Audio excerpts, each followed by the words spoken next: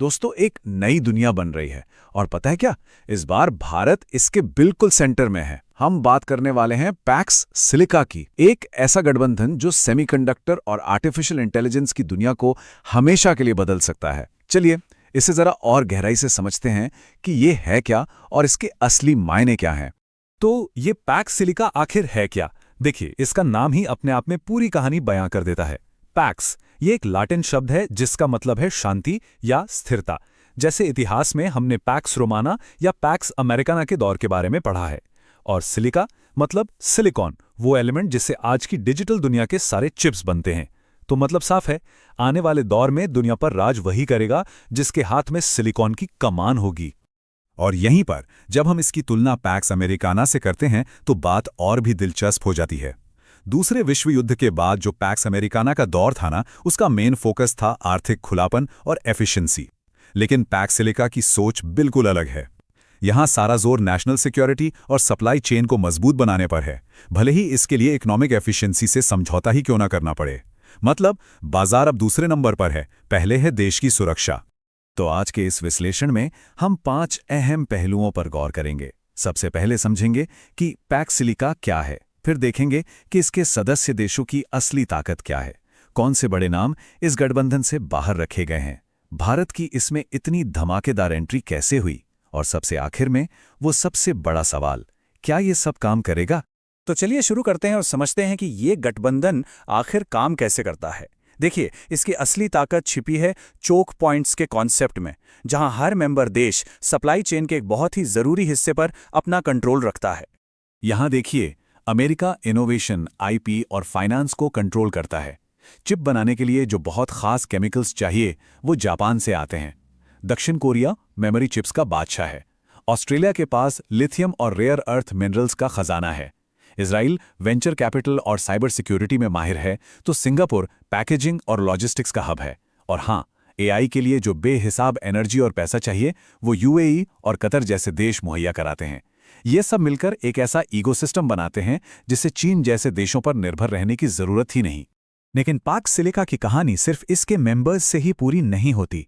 इसे ठीक से समझने के लिए ये जानना भी बहुत जरूरी है कि इस लिस्ट में कौन नहीं है, क्योंकि जो देश बाहर हैं वो इस गठबंधन की रणनीति के बारे में बहुत कुछ बताते हैं।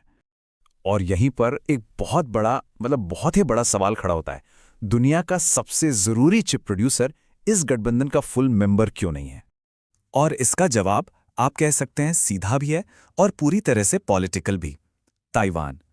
टीएसएमसी जैसी कंपनी की वजह से ताइवान चिप सप्लाई चेन की सबसे अहम कड़ी है। लेकिन क्योंकि अमेरिका समेत दुनिया के कई देश उसे एक स्वतंत्र राष्ट्र के तौर पर मान्यता नहीं देते, इसलिए उसे गठबंधन का मेंबर बनाना मतलब चीन के साथ सीधे सीधे टकराव को न्योपा देना होगा। तो ताइवान के चिप्स तो चाहिए, पर उसे औपचारिक सदस्य नहीं बनाया जा सकता।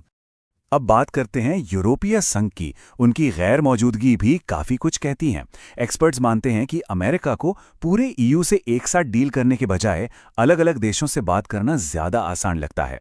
इसके अलावा नीदरलैंड्स जैसे देश, जहां एएसएमएल जैसी बेहद ज़रूरी कंपनी है, उन्हें बुलाया तो गया था, लेकिन उन्होंने इस समझौते पर साइन करने से मना कर दिया।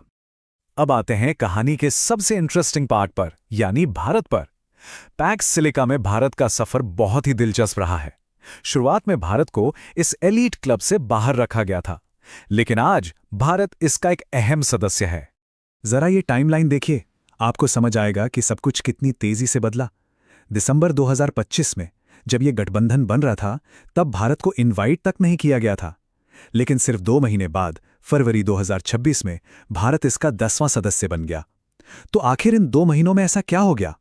माना जा रहा है कि इसकी 3 बड़ी वजहें हैं। पहली, एंटरप्राइज एआई। इन्फोसिस जैसी भारतीय आईटी कंपनियां दुनिया भर के बिजनेस में एआई को लागू करने में मदद कर सकती हैं। दूसरी वजह, और शायद सबसे बड़ी वजह, है भारत की डिजाइन डेप्थ। दुनिया के कई बेस्ट चिप्स आज बेंगलोर और हैदराबाद में डिजाइन हो रहे हैं। और तीसरी वजह है फ्यूचर की तैयारी, जहां भारत अब चिप असेंबली, टेस्टिंग और फैब्रिकेशन में भी अपनी ताकत तेजी से बढ़ा रहा है। तो अब हम पहुंचते हैं अपने विश्लेषण के आखिरी और सबसे जरूरी सवाल पर, क्या ये जो इतना बड़ा और महत्वाकांक्षी गठबंधन बना है, ये वाकई सफल हो पाएगा? इसका जवाब इसकी अपनी ही एक बुनियादी दुविधा में छिपा हुआ है। देखिए, असली सवाल यह है कि इंडस्ट्रियल पॉलिसी कहां तक काम करती है। हाँ, ये नेशनल सिक्योरिटी से जुड़े खतरों को कम कर सकती है, लेकिन ये कॉस्ट एफिशिएंट नहीं होती। और यही पैक्स सिलिका के सामने सबसे बड़ी चुनौती है, सुरक्षा और आर्थिक कुशलता के बीच सही बैलेंस खोजना। और इसकी कीमत कोई छोटी मोटी नहीं है, बहुत ज़्यादा है। पीटरसन इंस्टीट्यूट का डेटा देखिए। अमेरिका के चिप्स एक्ट के तहत पैदा हुई हर एक नौकरी पर जो खर्च आया वो एक औसत सेमीकंडक्टर वर्कर की सैलरी से भी कहीं ज़्यादा था। ये साफ दिखाता है कि अपनी सप्लाई चेन को वापस देश में लाना कितना ज़्यादा महंगा सौदा है। और ये सिर्फ अमेरिका की बात नहीं है, IMF की रिपोर्ट भी इसी तरफ इशारा करती है।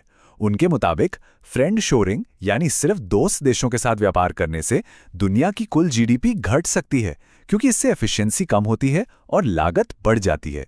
तो आखिर में हम इसी एक सवाल पर आकर रुकते हैं, क्या जियोपॉलिटिकल सिक्योरिटी के लिए इतनी भारी आर्थिक कीमत चुकाना सही है? ये वो सवाल है जो आने वाले समय में ग्लोबल टेक्नोलॉजी और ट्रेड की दिशा तय करेगा। दोस्तों, ये विश्लेषण देखने के लिए धन्यवाद। जाने से पहले कृपया एक कमेंट छोड़ें और बताएं कि आप आगे किस स्टॉक या सेक्टर का विश्लेषण देखना चाहेंगे। मैं आपकी सभी टिप्पणियां पढ़ता हूं। और हाँ, योर एनालाइजर पर हम न केवल स्टॉक पर चर्चा करते हैं, बल्कि हम हर फंडामेंटल रेशियो को विस्तार से समझाते और सिखाते भी हैं, ताकि आप खुद कंपनियों का विश्लेषण कर सकें।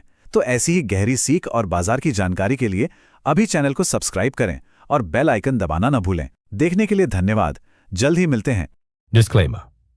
Educational content only. Not SEBI registered. This is not a buy/sell recommendation. Invest at your own risk.